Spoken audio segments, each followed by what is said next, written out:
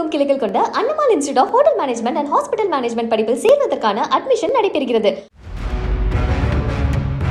கோவை அரசு மருத்துவமனையில் இருந்து கைதி தப்பி ஓடிய சம்பவத்தில் அவருக்கு உடந்தையாக செயல்பட்டதாக காவலர் ஷேக் முகமது ரோசன் என்பவரும் கார் டிரைவர் விஜயகுமாரும் கைது செய்யப்பட்ட நிலையில் பாதுகாப்பு பணியில் அலட்சியமாக இருந்த 3 காவலர்கள் சஸ்பெண்ட் செய்யப்பட்டனர்.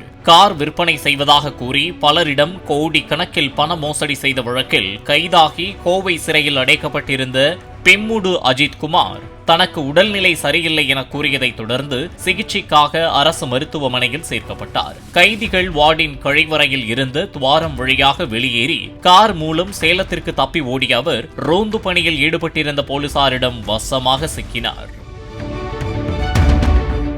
தமிழகமெங்கும் கிளைகள் கொண்ட Annamal institute of hotel management and hospital management படிப்பில் சேர்வதற்கான அட்மிஷன் நடைபெறுகிறது. பிளே ஸ்டோர் மற்றும் ஆப் ஸ்டோரில் இருந்து பாலிமர் செயலியை QR கோடு மூலம் பதிவிறக்கம் செய்யுங்கள். செய்திகளை உடனுக்குடன் பெறுங்கள்.